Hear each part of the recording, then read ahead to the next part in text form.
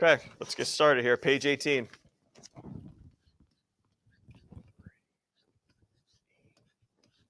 No need to copy this down.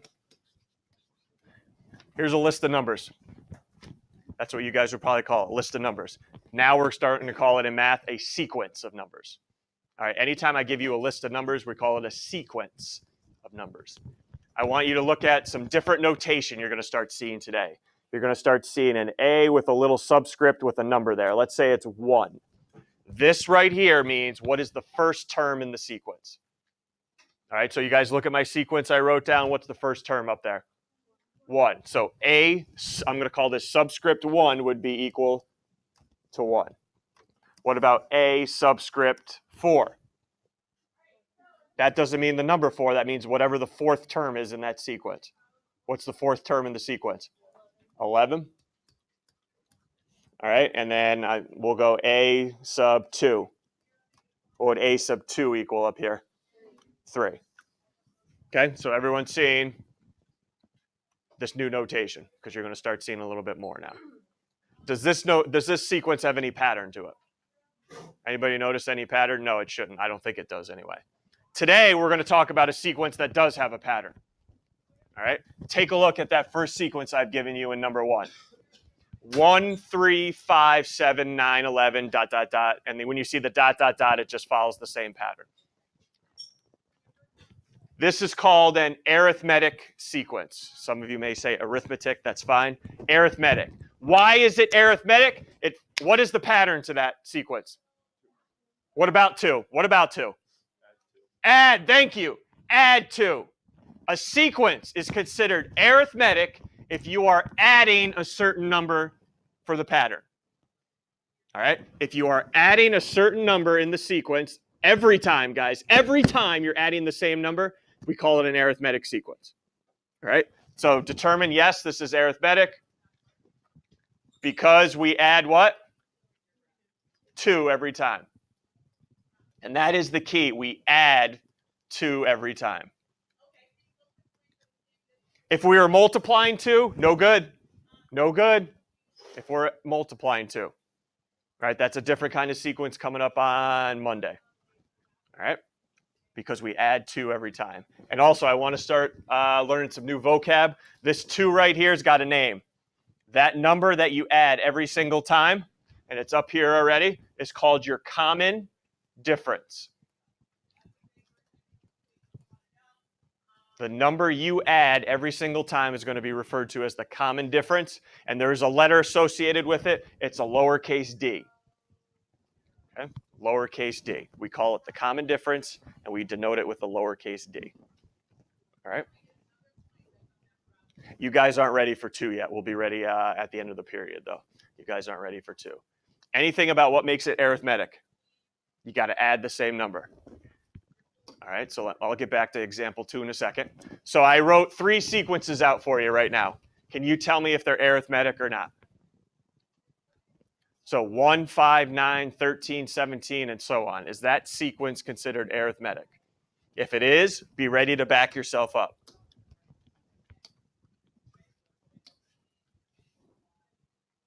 Think I can do it without 1 through 100? Can you do it? Nope.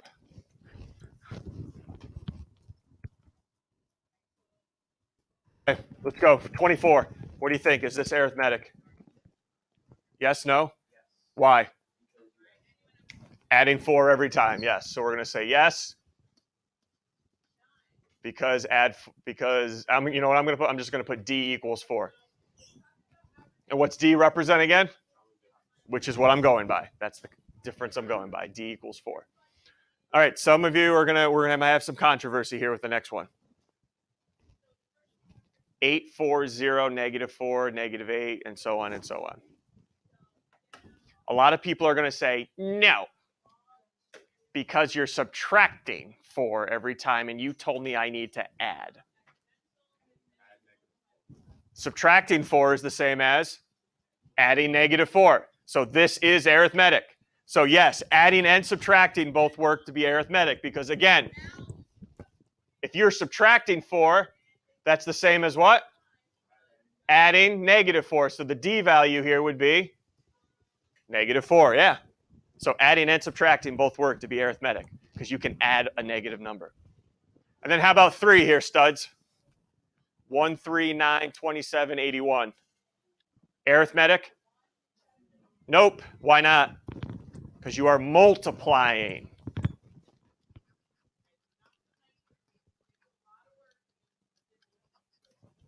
Because we are multiplying, and multiplying is a different type of sequence coming up. Multiplying, there we go. All right, so that doesn't work. Questions from you guys? All right, go ahead. Find the next 3 terms of the arithmetic sequence.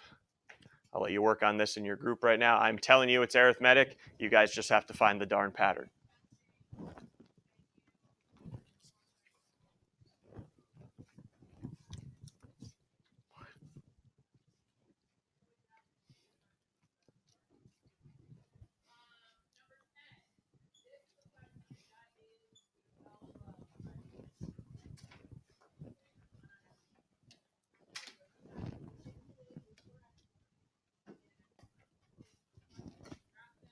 Next 3 terms, here we go. Number 4 here, next 3 terms. Let's hear from 25, next 3 terms.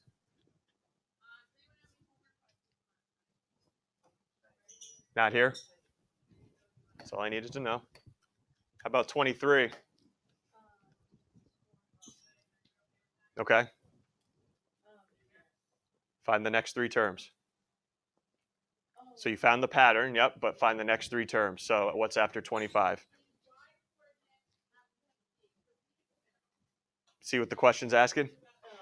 Okay, so after 25, what are the next 3 terms if you're adding 4? 29. And? Okay, good. Next 3 terms. 17, next 3 terms here.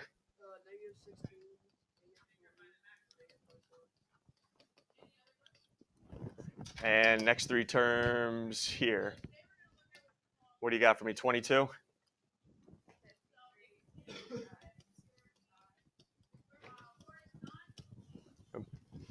Before I start on this last part, if anytime you're having trouble finding what that D value is, anybody know a quick way I could find it? Like say you're looking at him like, I have no idea what I'm adding by. Take any term in the sequence, subtract the previous one. Okay, so the D value, like here, for instance, go ahead, take any term in here, go ahead, other than the first one. So 35, what's the previous one? So 35 minus 29 would give you the D value. Okay, if you're ever worried about finding the D value. Okay? Questions? Because here's the tough part today. I'm going to give you the sequence, and the pattern may not be as easy as you think, but it's still arithmetic. You got to write the formula for it instead. So go back to that example 2 I skipped over. Okay, go back to that example 2. Write an equation that represents that sequence. Now, most of you could tell by look, what are you adding to everything? 3, but you got to write something that says you're adding 3 every time. All right, so what we're going to do, everyone see up above, I've given you a little formula. All right, make a little note too, this formula also on reference sheet, so it doesn't need to be memorized. All right, this formula is on the reference sheet, does not need to be memorized.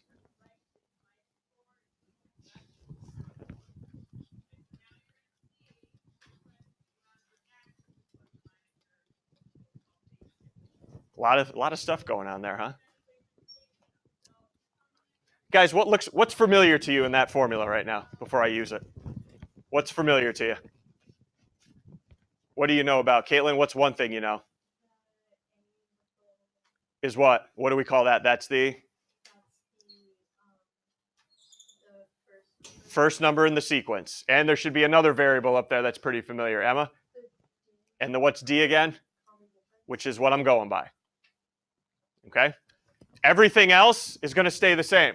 I'm not going to plug in for anything else. When I'm asked to write the equation of the nth term, this is the formula I'm going to use. And the only 2 things I'm going to plug in for are first term and Emma, common difference. Everything else is going to stay a sub n. And let me tell you, a sub n, let me go over that in a second. Let me just get the equation down. So a sub n is just going to stay a sub n for the nth term. First term in this sequence, so I can plug it in. First term, 16. 12. Look at that. Plus, n's going to stay n. Minus 1. And what is the d value in this case? Let's see if I can do that. 2 for 2. No, 3. What is it? 3. I'm going by 3.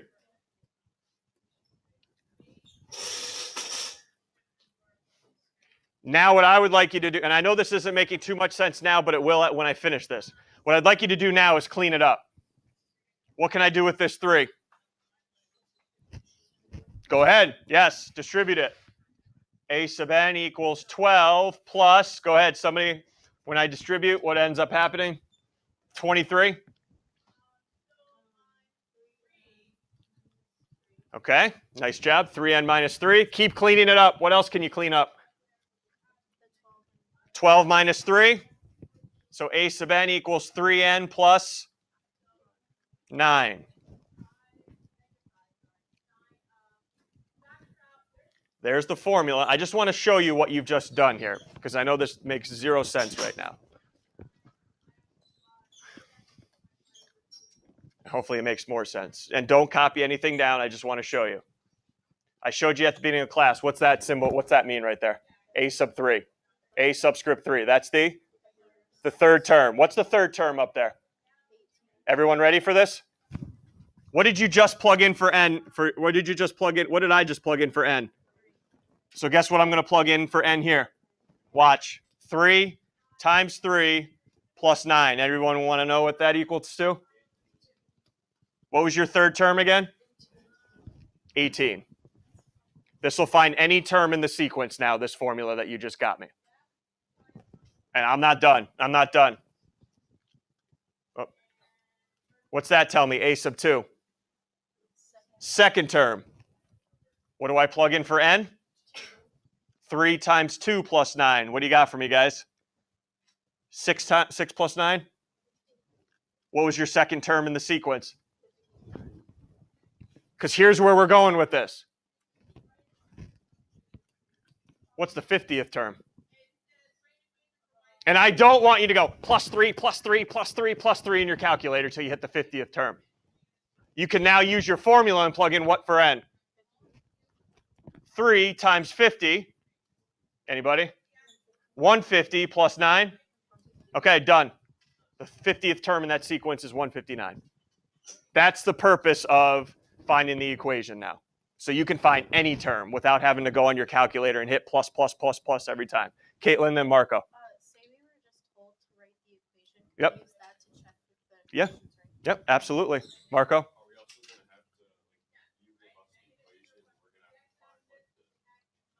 Yeah, sure. That's the easy part. The hard part is coming up with the darn thing. Right? Emma? If you were told to write the equation, use all the letters, you still get points off? No. Because, right, what do you mean? At this point right here? Still correct. Okay, still correct. This, I just think it's easier to plug in something that looks like this versus this. But no, you wouldn't get anything off. Nope. All right, one doesn't make you great. Let's go. Let's go back to the number 7. Write an equation for the nth term. So I go back, nth term of an arithmetic sequence, a sub n equals a sub 1 plus n minus 1 times d. Again, the only things you guys are plugging in for, the things you know, a1 and d. a1 and d. So a sub n equals, here we go, first term up here. First term, 18. No 18 today? Okay, that's fine. Thank you. How about 16? 1 plus n minus 1 times, what am I going by? The d value here. 20? 2. Times 2. Just clean it up a little bit here. Distribute the 2. I'll ask for somebody's final answer in a second.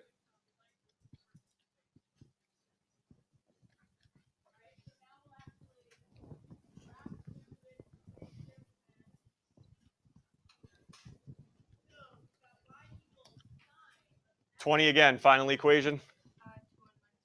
There we go. So if you want to find any other term in the sequence, you just plug in the term number and you got it. Feel like you can go on your own, or we want to keep doing this together here? I feel like I want to walk around and watch you. So 8 and 9, go ahead, everyone. 8 and 9. I'll just put the final answer up here. 8 and 9, go ahead.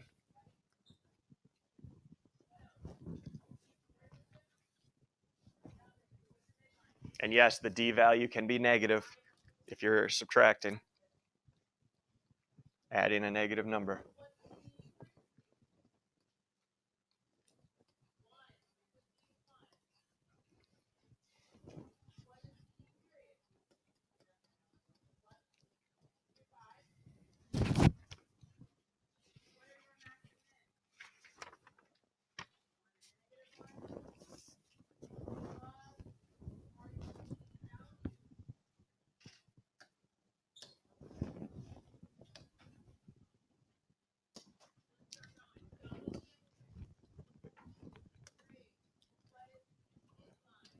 F of x, another name for y, right?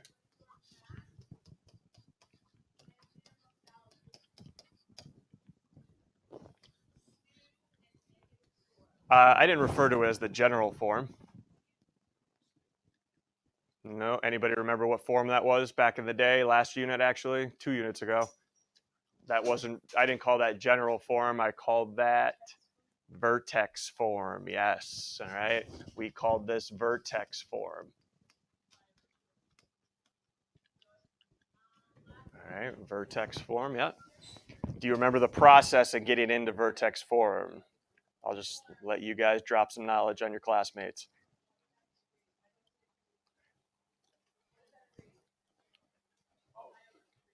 It had to do with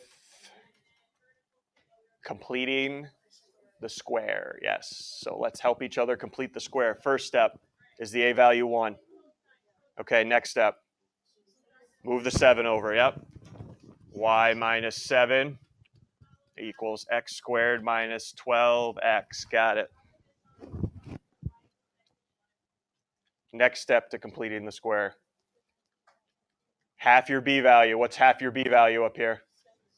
Oh, negative 6, and then I do what with it? Square it, yep. So negative 6 squared, 36. X squared minus 12x plus 36. It's tipping to the right. It's tipping to the right. Add 36 to the left side, got it. So I have, what's that, y plus a little 29. Okay, anybody remember how we factor that side? Quickly. Half of your b, nice job, ladies. Half your b value. What was half my b value? Negative 6, so x minus 6. And then bring over your 29. So it's x minus 6, all squared, minus 29. So solving this problem here, what must have I plugged in for a right now? Be careful. It's x minus a. X minus a. What must have been my a value then? 6 or negative 6? Guys, you plug in a negative 6 up here, what happens? Hey, you plug in a negative 6, what happens? Becomes positive. Did I have that down there? So I didn't plug in negative 6, I just plugged in positive 6. Yep. I'm not done, though. I want to challenge you guys, because this may be a question in, what are we on here? The 3rd. Whew. June 12th. We're about 6 weeks away, huh? Anybody want to tell me what's the vertex now? You guys know what the x-coordinate is? Go ahead, Brianna. It's 6, comma, negative 29. Yep, perfect. Nice job.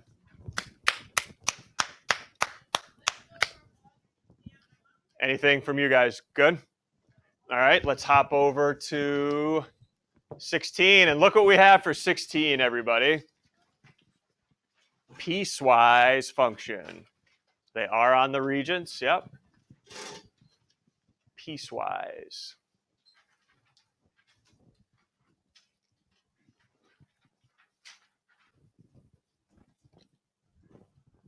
All right, so here you go. Absolute value of x, which we just went over, for x is less than 1. You guys know what the absolute value one looks like now, right? That's the v. So anybody know for all values less than a 1, I can eliminate 2 of these right now. Right now. Which one is definitely not the absolute value of x1? I'm looking for which ones I can eliminate here. I can eliminate 3. That's not an absolute value of x1. And I can eliminate 4. That's not an absolute value of x1. So see you later. See you later, 3 and 4. Now I'm down to 1 and 2. Both of them have absolute value of the x less than 1. Okay, which one is the square root of x now? How can I figure out what the square root of x looks like? Yep, everyone's got one in front of them. Figure out what the square root of x looks like. Because these, if you look at choices 1 and 2, they're definitely different. Definitely different. Square root of x, let's graph it. And it makes this question very, very easy.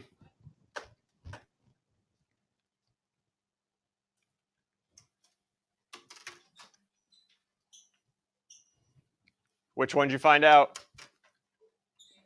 Choice? Choice 2, yep.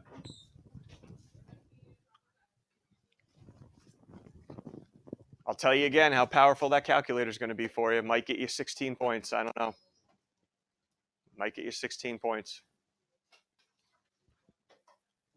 Also, I don't know what your goal is, by the way, on this. You're looking to get an 80 or above.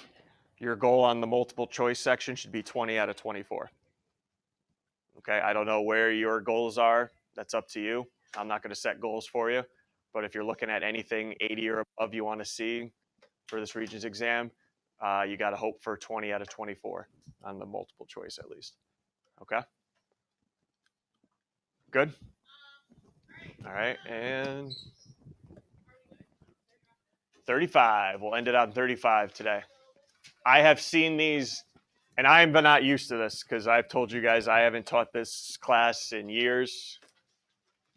So this Regents is brand new to me, but the more I do these problems and the more I work with kids on these Regents exams, the more and more of these type ones I see on them.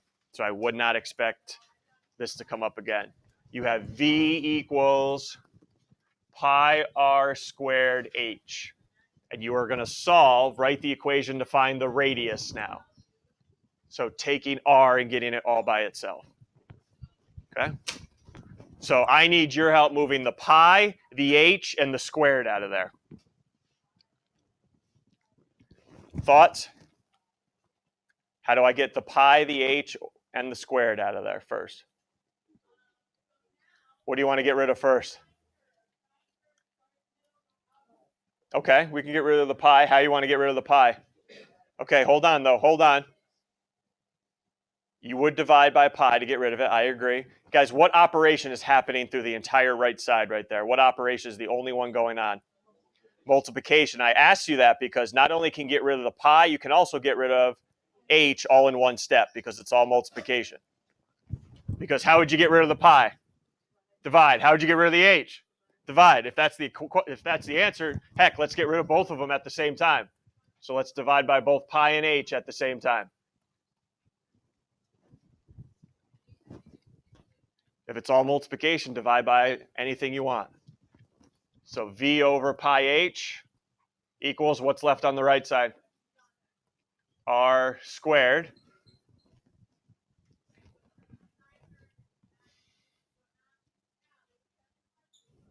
One more step. Get rid of the squared. Take the square root of both sides.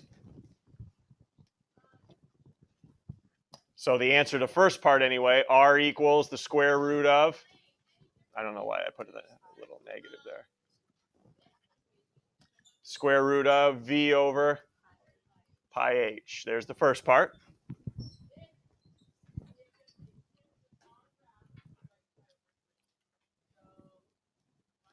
Next part, determine the diameter to the nearest inch if the volume is 66 and the height is 3.3. You guys know the relationship between radius and diameter? Radius is half. So I'm not going to find the diameter. I can find the radius and do what at the end of the problem? Okay, so ready? So the radius is going to be equal to, help me fill in, what's V in this case, in this problem? 66, the volume, all over pi, that stays pi. And what's your height? 3.3. So you guys can go to your calculators right now. You guys have, so do square root, put a fraction template in there if you can. All right, try it out. Let's go. Square root. Put a fraction template in there if you can. Or if you can't put a fraction template, just do 66 divided by, in parentheses. So again, you guys that don't have the fraction template, 66 divided by 3.3 pi, in parentheses, please. In parentheses. And then take the square root at the end.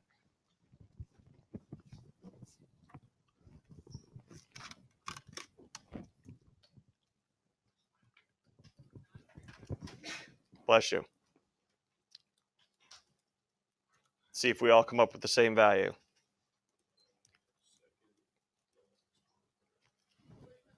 Second x squared. Yep, if you're looking for the square root button, second x squared.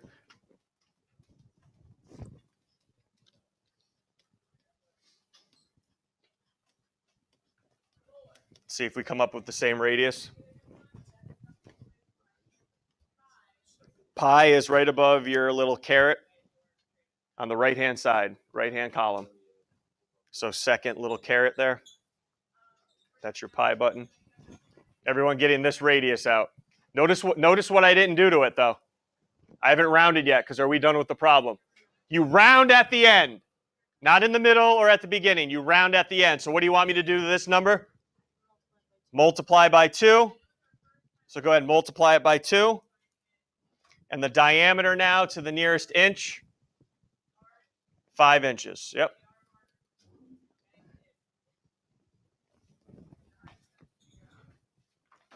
Questions? And we'll end it right there. You guys walk in tomorrow. I'm giving you your quiz. All right.